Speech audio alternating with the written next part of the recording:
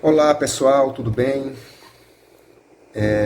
Vai mais um vídeo aí da nossa série de vídeos, como eu disse na postagem anterior.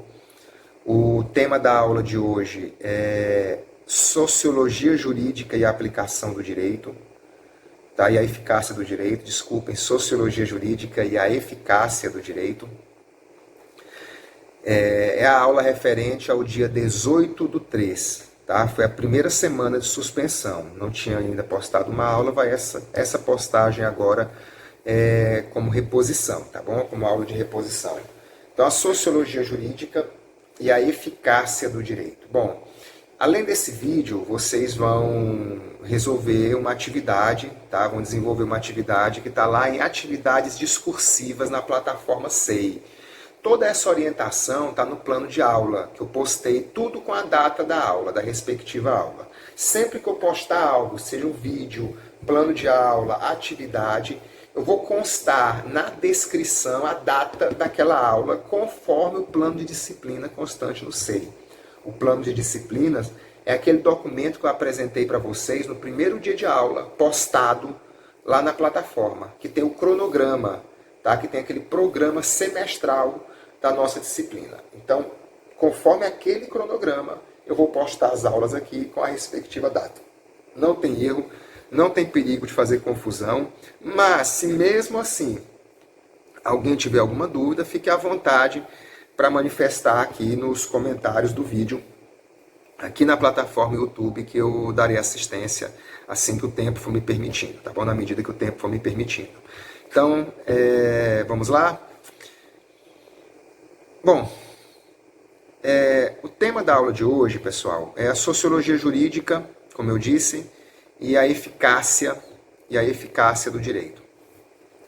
A sociologia jurídica, ela analisa esse processo de criação do direito, né, o processo de formação do direito no contexto social, ou seja, ela analisa a realidade social que cria o direito, pois, como nós já vimos em outras aulas anteriores, o que cria o direito é a realidade social, né? É a realidade em que essa sociedade está inserida. São os acontecimentos do dia a dia dessa sociedade que vão demonstrando a necessidade de criar um direito. Essa é uma preocupação nossa, que nós temos aqui na sociologia jurídica.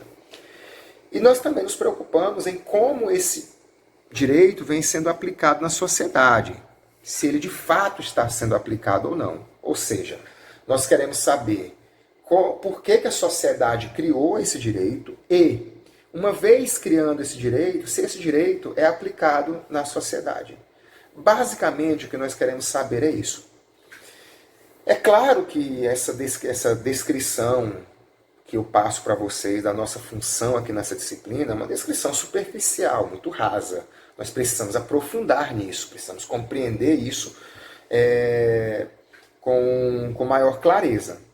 Para explicar isso, a Sabadell trouxe um exemplo, a Ana Lúcia Sabadell, que é a obra que eu vou utilizar para vocês aqui como base dessa aula. A Ana Lúcia Sabadell trouxe um exemplo real, de um caso real. Ela trouxe uma reportagem da revista Veja, mais precisamente a revista do dia 1º de junho de 2005, e que essa revista trazia uma reportagem sobre uma empregada doméstica que tentou furtar em uma farmácia um frasco de shampoo e um condicionador, né, um frasco de shampoo e condicionador, na época, produtos que somavam o valor de R$ 24.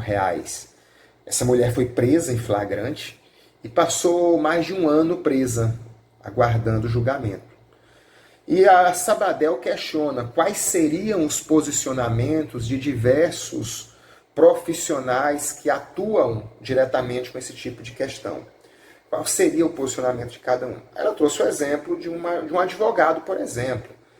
Como que o advogado dessa mulher se comportaria ou se posicionaria diante disso? Ele ia dizer, segundo a Sabadell, poderia dizer, olha, esse é um crime de pequeno potencial. Poderia invocar, por exemplo, o princípio da insignificância, o princípio da bagatela.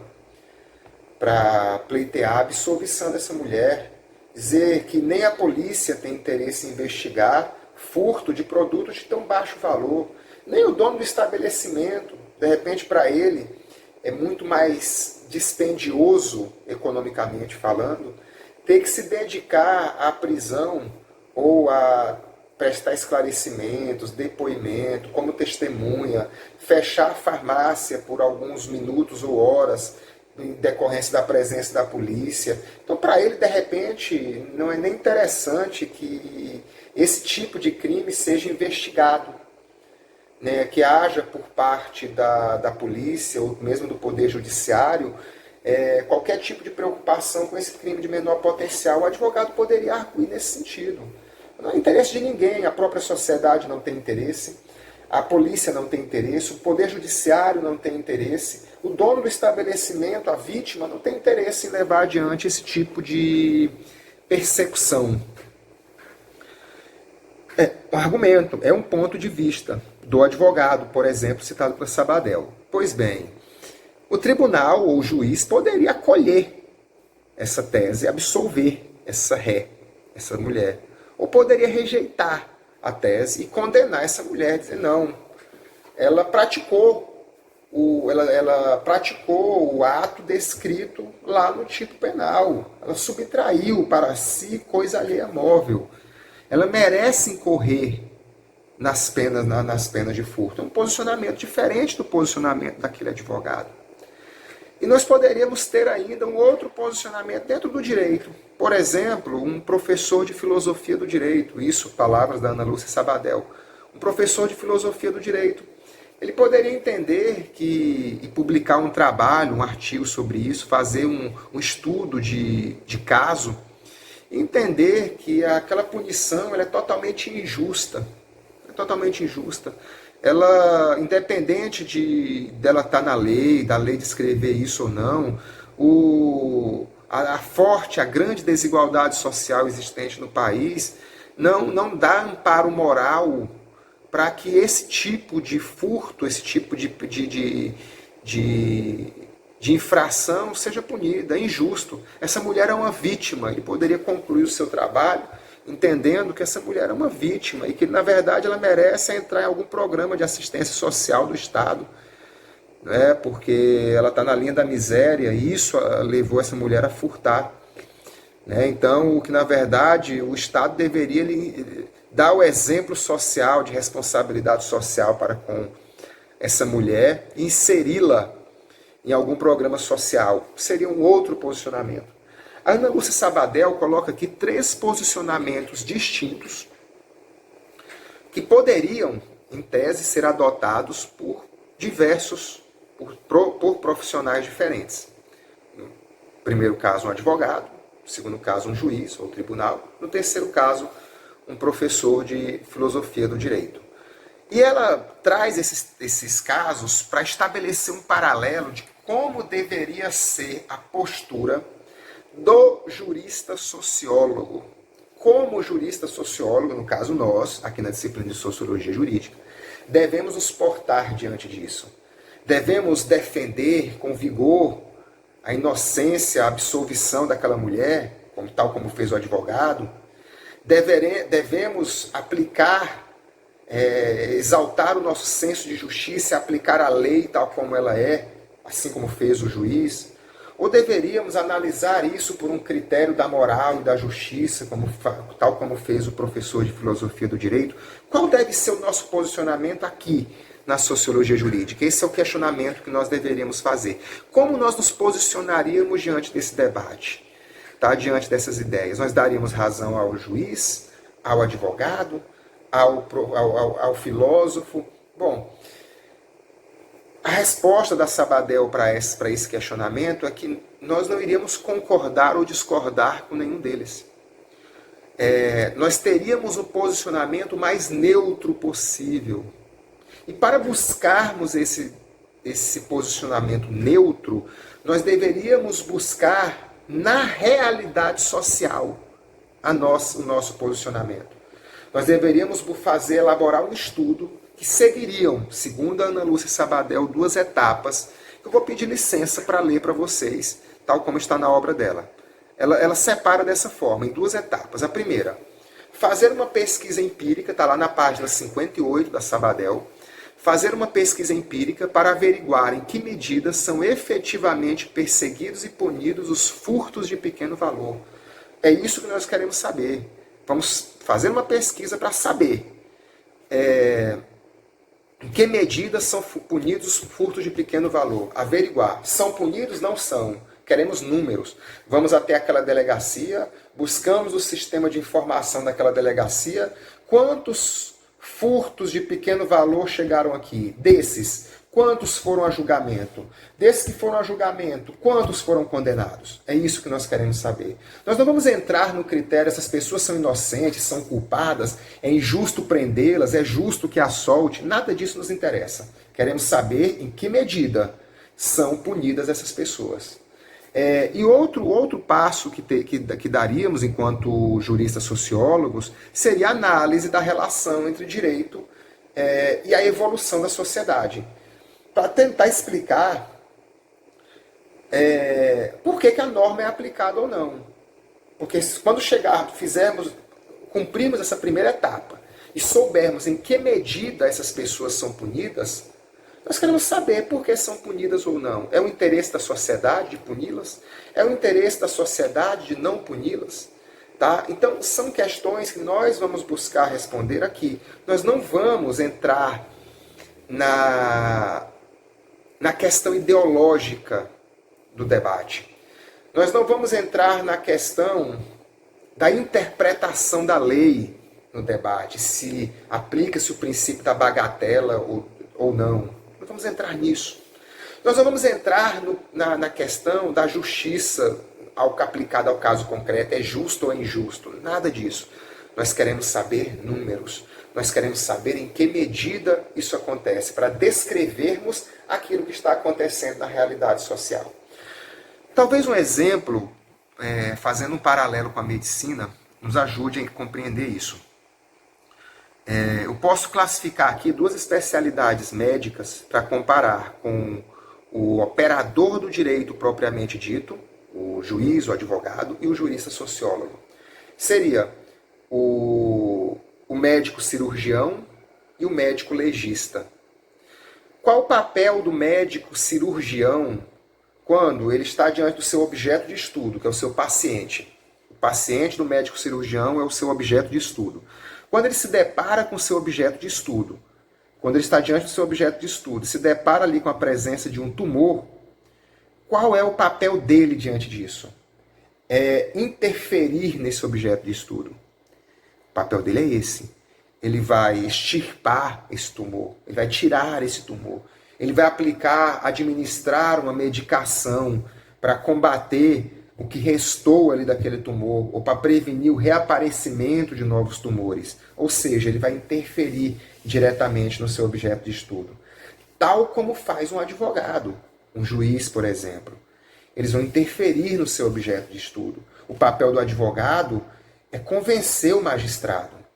O papel do magistrado é analisar as provas e buscar o convencimento, o livre convencimento sobre a verdade, tá? Para que possa interferir naquela realidade do réu, tal como faz o médico cirurgião. E o médico legista, quando ele está diante do seu objeto de estudo, o que seria o objeto de estudo do médico legista? Por exemplo, um cadáver.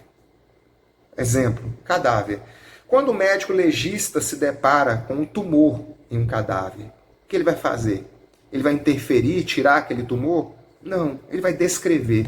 Ele vai pegar o prontuário e vai lá emitir um laudo que naquele cadáver existe um tumor. Ele vai dizer exatamente onde está aquele tumor e ele vai simplesmente relatar aquilo que ele viu.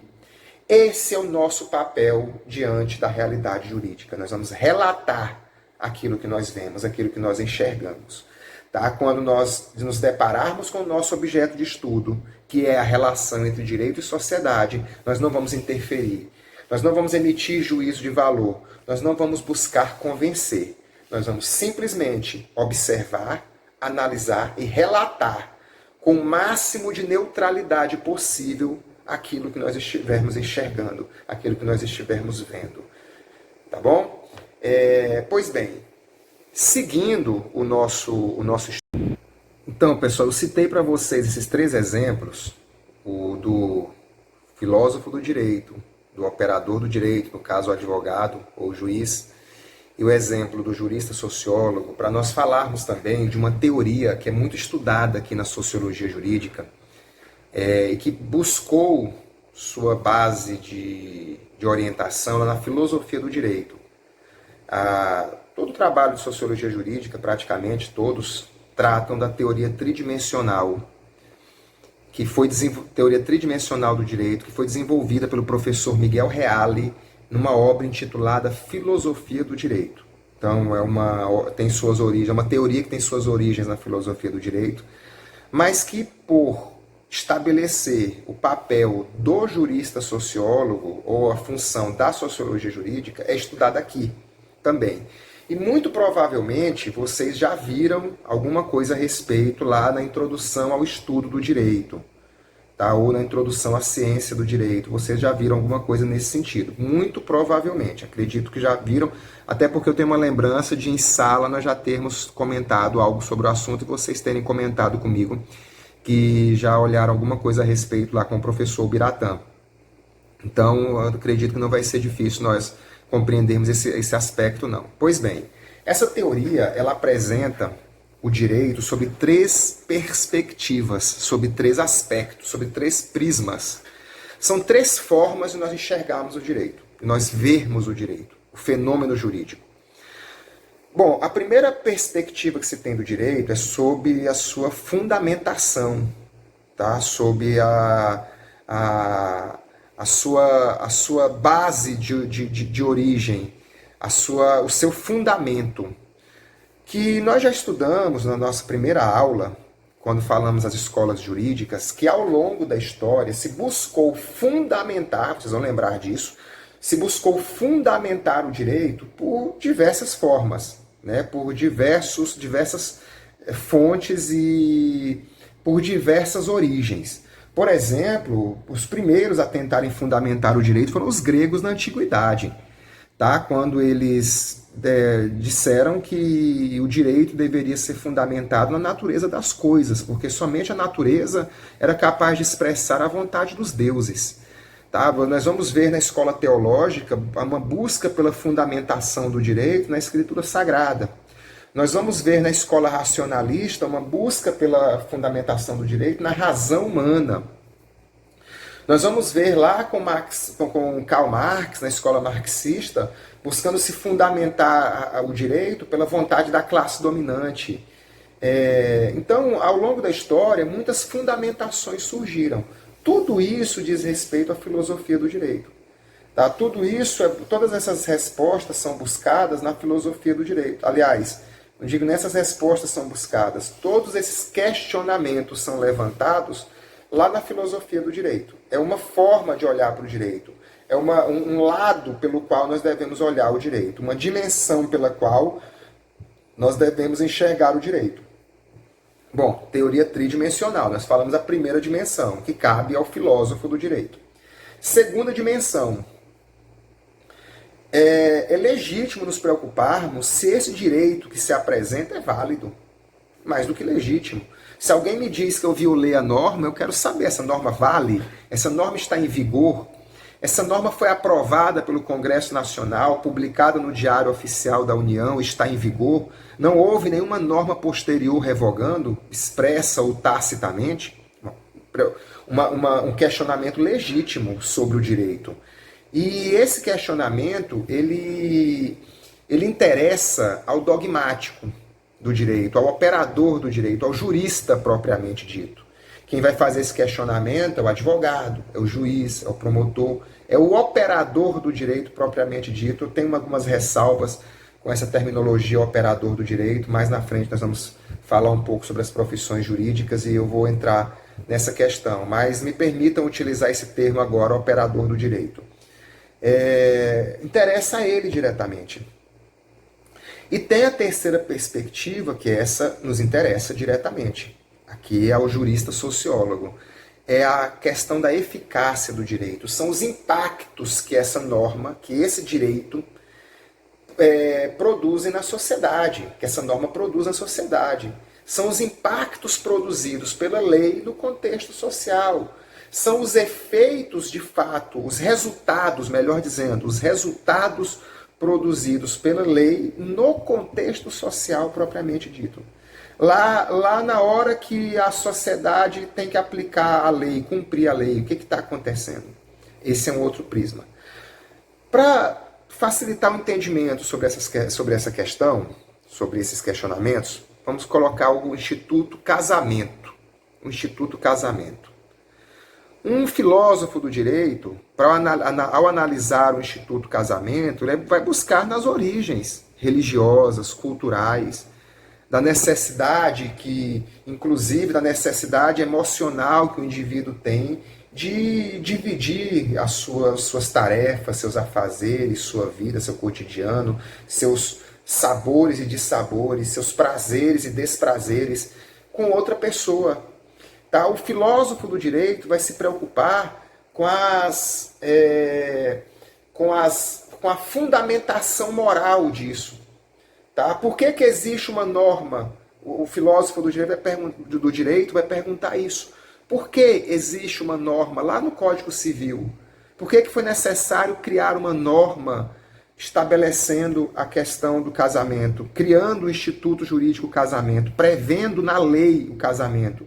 Aí ele vai achar as bases filosóficas para isso, as origens filosóficas para isso, as origens, a fundamentação para essa norma, lá na religião, na cultura, na história daquele povo.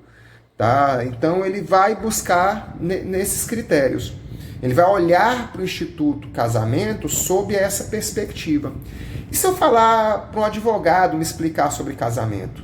Ele vai me dizer, esse advogado vai me dizer que o advogado vai a princípio se preocupar. Não, a norma que institui o casamento é importante porque trata de regulamentar um sentimento religioso que é inerente a todo cidadão.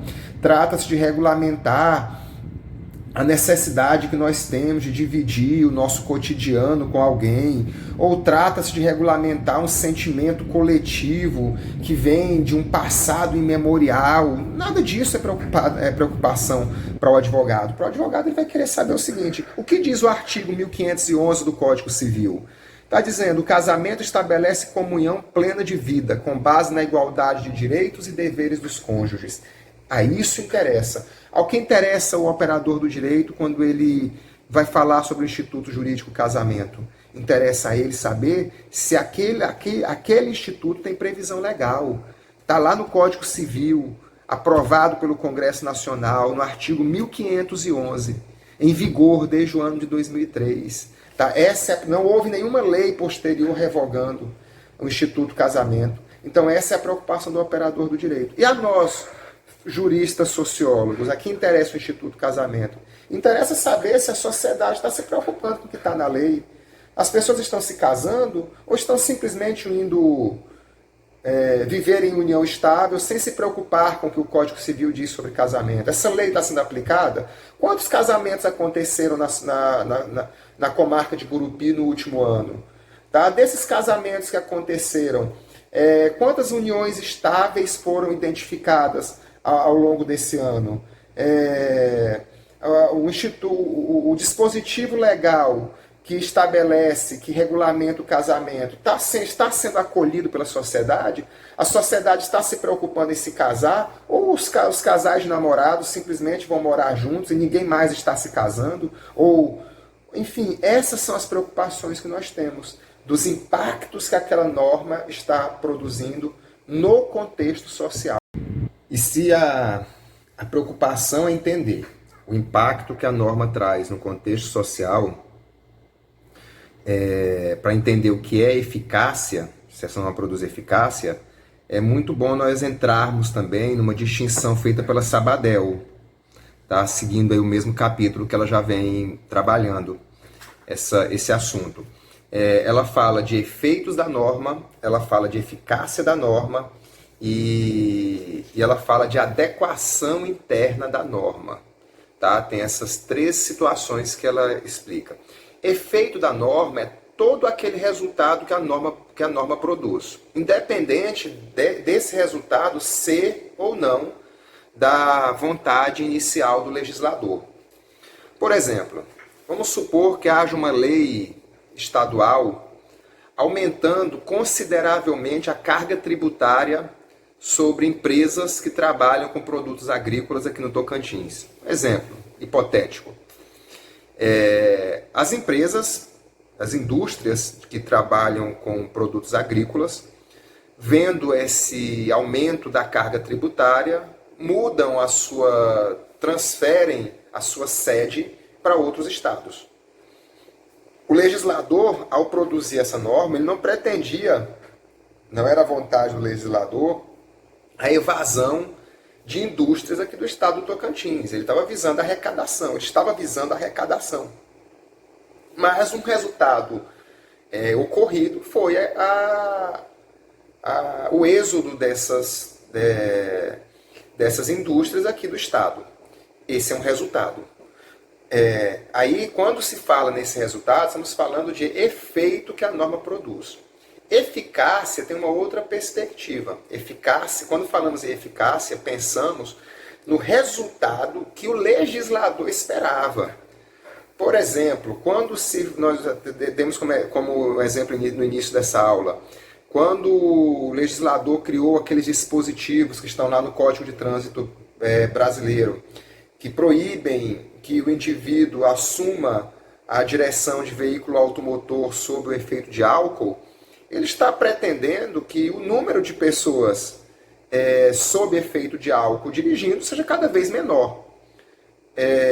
Quando há essa redução, nós falamos que houve eficácia da norma. Trata-se do grau de cumprimento da norma.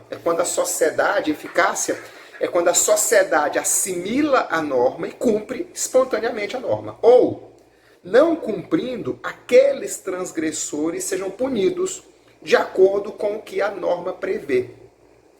Ou seja, há o interesse do legislador, quando ele proibiu que indivíduos conduzam veículos automotores sob efeito de álcool, há um interesse no legislador, que haja uma redução desses casos. Em não havendo uma redução, tem que haver um aumento de carteiras de habilitação apreendidas. Tem que haver carteiras de habilitação apreendidas. Não houve a redução de pessoas embriagadas dirigindo, mas houve um aumento do número de carteiras de habilitação apreendidas em decorrência da violação desse artigo. Ou seja, as pessoas não pararam de conduzir o veículo sob efeito de álcool, mas o Estado está punindo quem faz, tá? Quem assim o faz. Então, quando temos essa situação, aí sim falamos em eficácia da norma. E quando falamos em adequação interna da norma, estamos falando em instrumentos que o Estado disponibiliza para que essa norma seja cumprida. Por exemplo, mantendo ainda no caso daquilo que nós chamamos de lei seca. Não basta ao Estado tão somente prever no texto do Código de Trânsito brasileiro. Ele tem que criar instrumentos práticos para isso, logísticos. Por exemplo, o etilômetro. Tem que haver uma produção e distribuição de etilômetros. Tem que haver capacitação dos policiais rodoviários, guardas metropolitanos, policiais militares. Uma capacitação para a adequada utilização do etilômetro. Né? Dessa forma, o próprio Estado vai se municiar de instrumentos capazes de conduzir aquela norma à sua eficácia. Quando falamos disso, falamos de adequação interna da norma. A Sabadell, ela faz duas observações quando ela trata desse assunto. A primeira observação é sobre a norma simbólica. Ela faz uma menção a esse tipo de norma. É aquela norma que ela não existe para produzir efeito. Ela existe para mostrar para a sociedade que aquilo é reprovável. Já se sabe que ela não produz efeito. Já se sabe que ela não tem aptidão para produzir efeitos. Mas é necessário para que haja um sentimento social, tá? Um sentimento social de que aquele ato é reprovado. Eu tenho como exemplo hoje, isso eu não li nenhuma obra, um raciocínio que eu acabei sendo levado a partir da leitura dessas obras, que é o tipo penal que proíbe o aborto, o tipo penal que prevê o aborto. Né? Nós sabemos que o aborto está lá entre um dos crimes contra a vida, que podem inclusive ir à júri popular. E eu sempre faço uma pergunta em sala de aula, e claro, nós estamos aqui pela via remota, não dá para fazer essa pergunta, mas eu sempre a fiz em sala de aula e a resposta sempre foi a mesma, foi o silêncio. Eu pergunto, alguém aqui conhece alguém, não precisa dizer o nome, basta dizer se conhece ou não, alguém que já foi processado por aborto, já respondeu a um processo penal por aborto, a uma ação penal por aborto, a mulher grávida, o balconista da farmácia que vendeu a medicação abortiva, aquele médico que praticou o aborto na clínica clandestina, a amiga que levou, o amigo que levou essa mulher grávida até o médico clandestino. Alguém conhece algum caso de condenação pela prática de aborto? E nesse meu tempo de aula a resposta tem sido sempre o silêncio. Né? Ninguém conhece, ninguém tem exemplos de casos de aborto. Pode, claro, evidentemente que há um ou outro caso pelo Brasil, mas são casos muito raros. A princípio, me parece se tratar de uma norma mais simbólica. Até mesmo porque é de difícil fiscalização por parte do Estado. E uma vez que verificada a existência do aborto, é muito difícil se constatar se aquele aborto foi espontâneo, se foi provocado.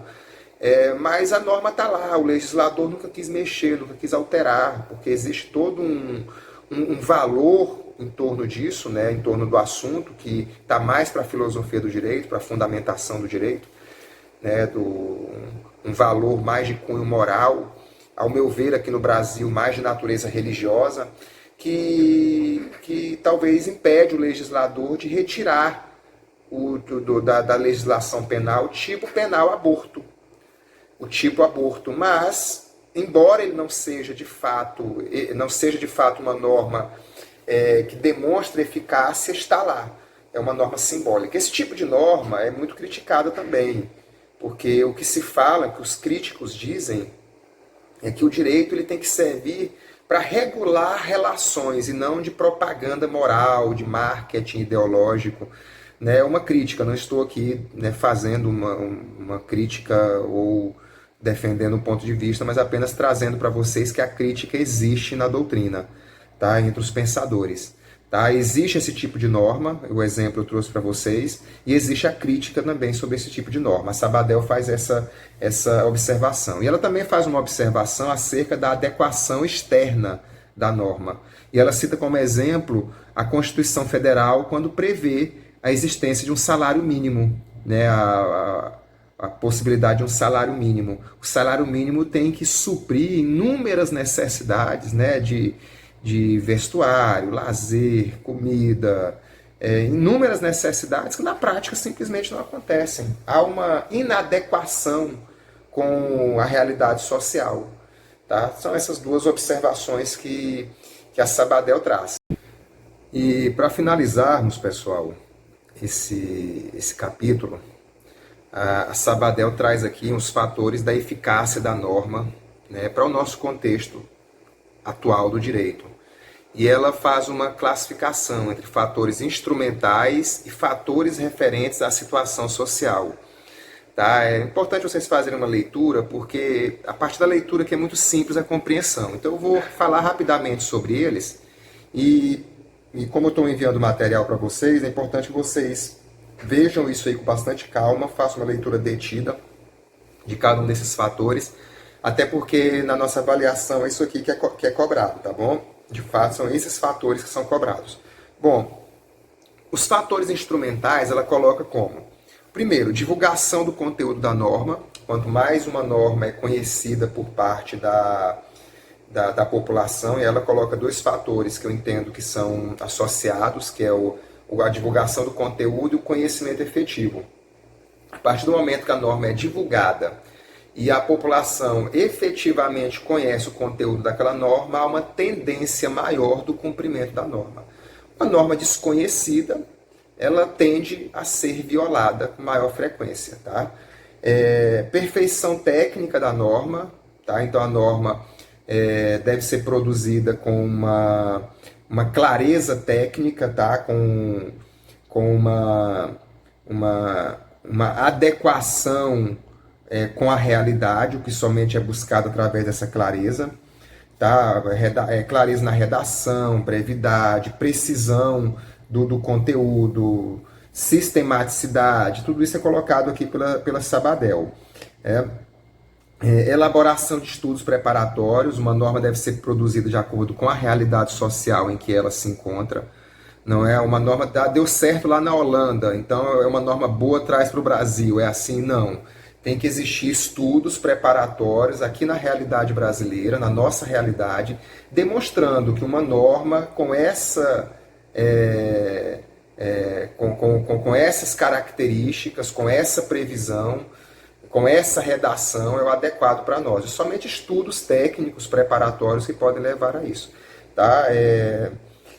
Com preparação de anteprojetos, estatísticas, formação de comissões, dentro do Congresso, audiências públicas, enfim, até necessidade mesmo de existir uma norma, estudos para confirmarem se é necessário. De repente aquele fato não é um fato que necessite se criar uma norma para isso, né, para regular. Então, se aquele fato tem relevância social realmente, para que se crie uma norma.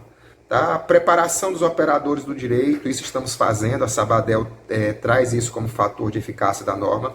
Quanto mais preparados os operadores do direito, advogados, promotores, juízes, delegados, quanto mais preparados esses operadores, maior grau de cumprimento da norma vai ser verificado. Tá? E expectativa de consequência negativa, né, do resultado negativo da norma. O sujeito, quando sabe que se descumprir uma norma vai vir uma sanção, uma penalidade, uma consequência negativa sobre ele, ele pensa duas vezes antes de descumprir aquela norma. Tá? O exemplo que nós já falamos em sala de aula, antes do indivíduo assumir o volante de um carro numa grande cidade, não é o caso da nossa cidade, que é uma cidade pequena e não tem fiscalização, talvez não haja essa tamanha preocupação ainda, mas deveria haver, né? Embora talvez não haja, mas numa grande cidade há essa preocupação de beber, ingerir bebida alcoólica e assumir o volante de um carro. Por quê? Pode haver uma consequência negativa, eu posso me deparar com uma blitz, ter que passar por o teste do etilômetro, se eu me recusar ou se eu for reprovado no teste, eu tenho minha habilitação apreendida, suspensa por 1 ano, vou pagar uma multa de R$ 2.900, vou levar 7 pontos na minha carteira. Quer dizer, a expectativa de consequências negativas faz com que as pessoas violem menos a norma, né? Um grau de eficácia, é um fator de eficácia dessa norma. Ela coloca esses fatores como fatores de eficácia, como fatores instrumentais de eficácia. E coloca também os fatores referentes à situação social.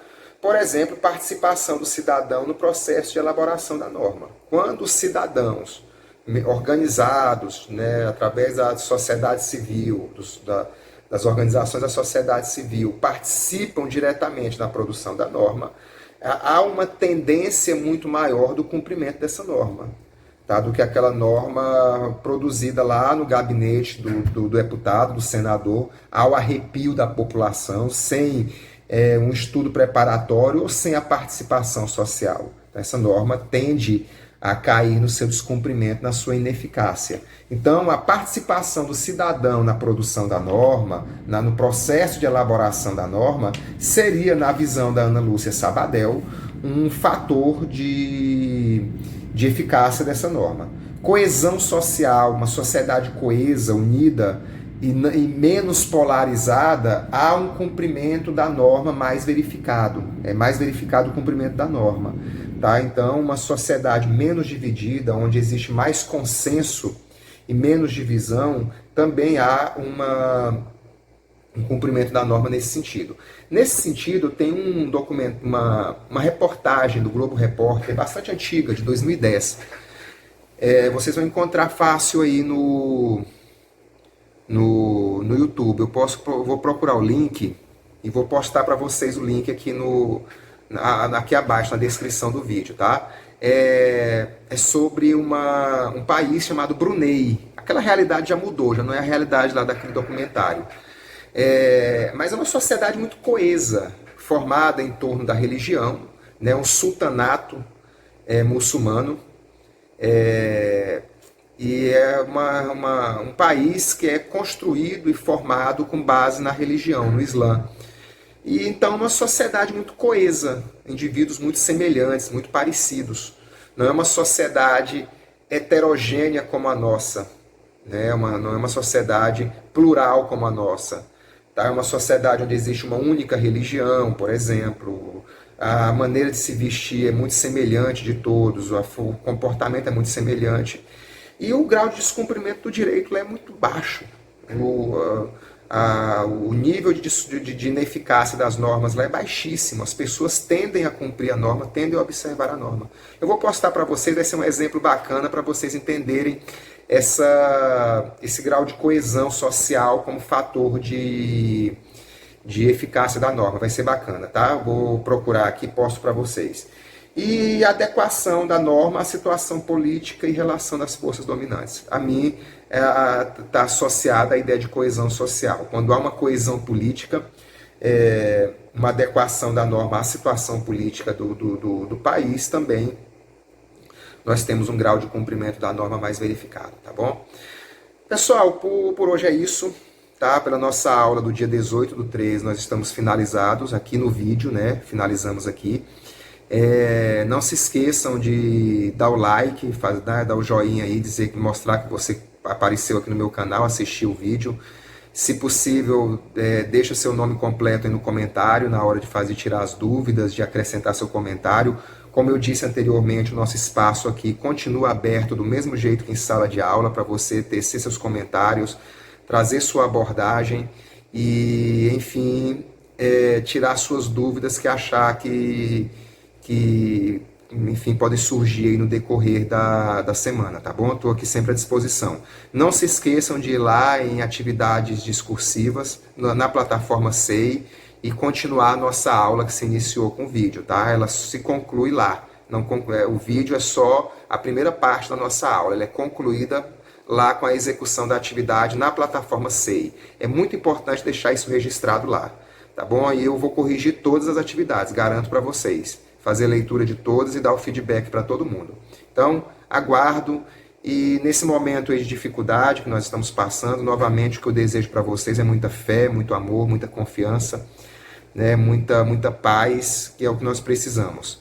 Tá? É um momento de nos retrairmos na nossa residência. Eu, particularmente, não me lembro em outro momento da vida ter ficado tanto tempo em casa, né, como estou aqui agora.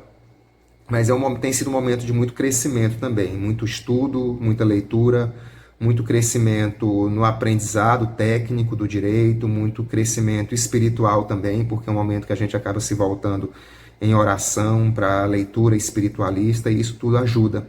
Quem tiver esse escape, tiver essa saída, eu acho que é o momento adequado para nós agarrarmos, né, com todas as forças, porque é o que tem nos restado, né, a fé, o amor e a certeza de que dias melhores virão, e quando esses dias melhores chegarem, quero ter a certeza que contribuir da melhor maneira possível para o crescimento de vocês, tá bom? Estou aqui à disposição, contem comigo, boa sorte e bons estudos a todos. Um forte abraço.